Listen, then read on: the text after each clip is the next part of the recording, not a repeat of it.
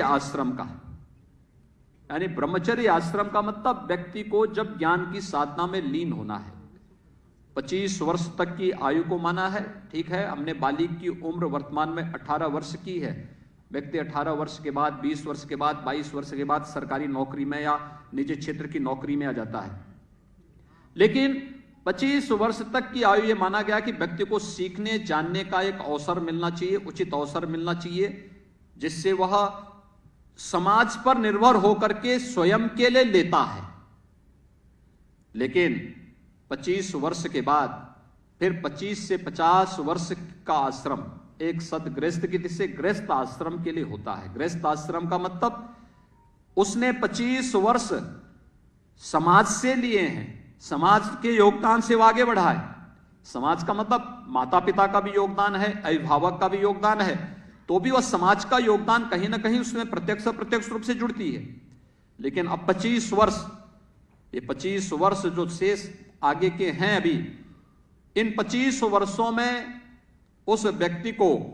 अपने गृहस्थ आश्रम का मतलब उसने जो 25 वर्ष समाज से लिए थे, अब इन 25 वर्ष में वह अपने को पैरों पर खड़ा होने की आदत डाले, स्वावलंबन का जीवन स्वयं गुजर बसर करने की तैयारी करें और इन 25 वर्षों के लिए अपनी आजीविका के लिए मेहनत करेगा, परिश्रम करेगा, मेहनत करेगा। 25 वर्ष वानप्रस्थ के, वानप्रस्थ का मतलब आधा जो कुछ बच गया है गृहस्थ आश्रम का, उसको पूरा करने के साथ साथ समाज के लिए भी कंट्रीब्यूशन के लिए अपनी तैयारी करना है। भाई जैसे 25 साल आपके ब्रह्मचर्य आश्रम के बताए, ज्ञान अर्जन के बताए गए हैं, उन 25 वर्ष आप ज्ञान अर्जन में ही नहीं लगाते। अब 20 से दिनचर्या शुरू करते हैं, 18 वर्ष की उम्र में ही शुरू कर देता है, कोई 20 साल में, कोई 22 साल में, कोई 23 साल में, तो वह इधर भी उसने कुछ बोनस में उसने लेना शुरू कर दिया गृहस्थ आश्रम का। अभी से वह स्वावलंबन की ओर अग्रसर हो रहा है।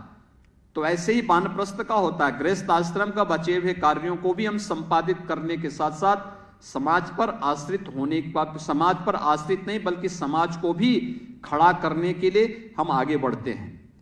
आपका यह समय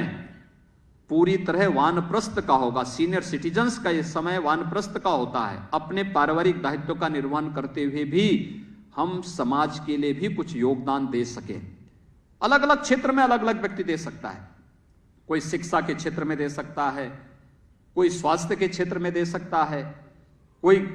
गांव में गरीब कल्याण के क्षेत्र में दे सकता है। शासन की योजनाओं से आप जुड़े रहे हैं तो शासन की योजनाओं का लाभ गांव के लोगों को भी उपलब्ध करवाने में अपना योगदान दे सकते हैं, मोहल्ले के लोगों को दे सकते हैं, स्वच्छ भारत अभियान के साथ जुड़ सकते हैं, या जल संरक्षण के क्षेत्र में कार्य के साथ जुड़ सकते हैं, बेटी बचाओ बेटी पढ़ाओ के साथ हम जुड़ सकते हैं। शासन की विभिन्न योजनाओं का लाभ देने में भी हम अपना योगदान दे सकते हैं। और फिर शेष जीवन के 25 वर्ष, अगर एक व्यक्ति 100 साल जीता है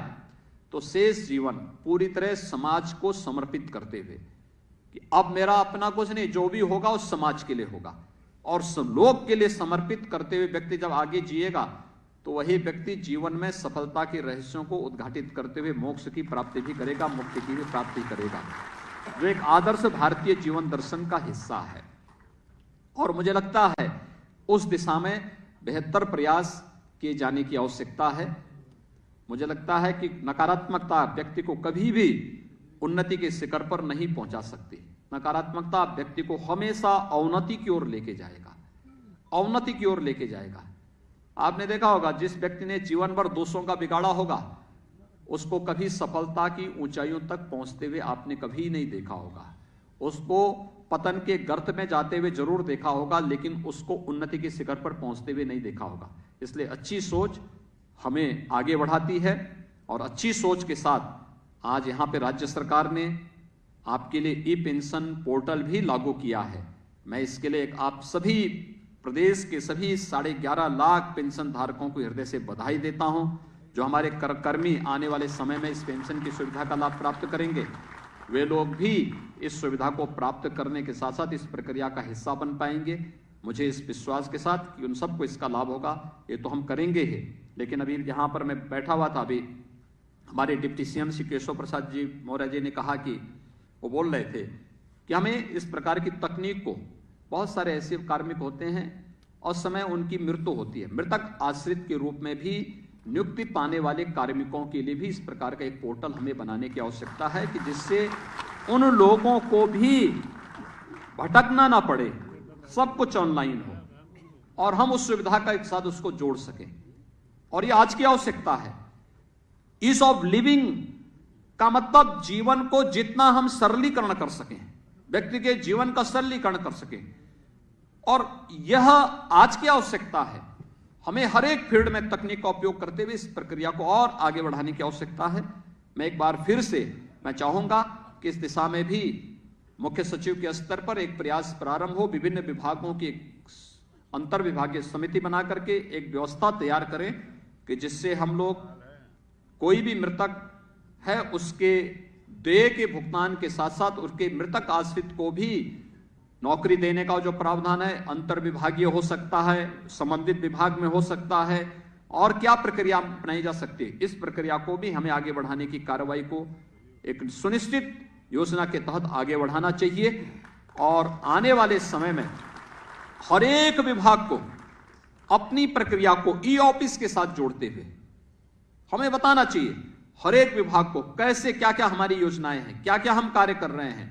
पब्लिक आपकी वो योजनाओं को गांव में बैठ करके, अपने वार्ड में बैठ करके, अपने गांव के उसमें बैठ करके देख सके, जान सके, जिससे हम एक सामान्य नागरिक को लोकतंत्र की उन भावनाओं का सम्मान करते हुए उन योजनाओं का लाभ प्रत्येक नागरिक ले भी सके और देख भी सके क्या हो रहा है, क्या स्थितियां हैं। उसका स्मार्टफोन उसको बता देगा स्टेट की प्रोग्रेस क्या है और उसके स्तर पर क्या योगदान इसमें होना है, यह भी हमें इसके साथ जोड़ना चाहिए। मैं इस अवसर पर एक बार फिर से अपने इन सभी सीनियर सिटीजन्स को और अपने उन सभी कार्मिकों को जो पेंशन की सुविधा से जुड़ेंगे उन सबको मैं आज के इस ई पेंशन पोर्टल लागू होने पर हृदय से बधाई देता हूं। प्रदेश भर के सभी श्रमिकों को आज के इस श्रमिक दिवस पर हृदय से बधाई भी देता हूं, अपनी शुभकामनाएं भी देता हूं, क्योंकि श्रमिकों के लिए भी राज्य सरकार ने कुछ कार्यक्रम बनाए हैं। एक आज श्रमिक दिवस है, हमने हर एक श्रमिक को, वह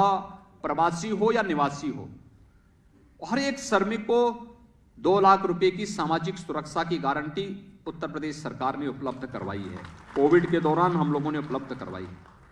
5 लाख रुपए का स्वास्थ्य बीमा का कवर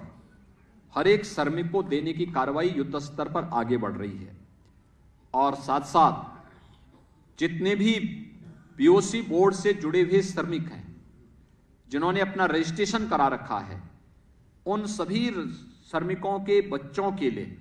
हम लोगों ने एक व्यवस्था की, क्योंकि वो श्रमिक आज लखनऊ में है, 2 महीने के बाद फिर वह जाकर के बरेली या कानपुर में जाके काम करता है, जहां उसको काम मिलता वहां भटकता है, परिवार को साथ में लेके जाता, बच्चे नहीं पढ़ पाते हैं। उनके बच्चों के लिए कोरोना कालखंड में जो बच्चे अनाथ हुए थे, उन बच्चों के लिए, जो बच्चे अनाथ हैं उनके लिए भी, और साथ साथ हमें उसमें जोड़ना चाहिए रेलवे स्टेशन पर, बस स्टेशन पर या इधर उधर तमाम ऐसे बच्चे भटकते हैं जिनमें प्रतिभा तो है लेकिन उचित गाइडेंस के अभाव में उन बच्चों को पठन पाठन का कोई बेहतर माहौल न होने के नाते बाद में गलत मार्ग पर वे जाते हैं और अपराध की दुनिया में जाकर के अपनी पूरे जीवन को बर्बाद करते हैं। उन सभी के लिए हम 18 अटल आवासीय विद्यालय 18 कमिश्नरी में पहले चरण में बना रहे हैं, जिसमें उन बच्चों को बेसिक से लेकर के यानी 5वीं तक, एक पहली से 5वीं तक पढ़ाने की व्यवस्था अलग विद्यालय में, लेकिन 6ठी से लेकर के 12वीं तक आवासीय विद्यालय, रेजिडेंशियल विद्यालय, अत्याधुनिक सुविधाओं से युक्त आवासीय विद्यालय बन रहे हैं। उन विद्यालयों में उनको पढ़ाने की व्यवस्था होगी। सभी प्रकार की सुविधाएं वहां पर फ्री में सरकार के द्वारा उन्हें उपलब्ध करवाया जाएगा। और ये उत्तर प्रदेश सरकार के द्वारा प्रदेश के श्रमिकों और अनाथ बच्चों के लिए दी जाने वाली एक सुविधा है और मुझे विश्वास है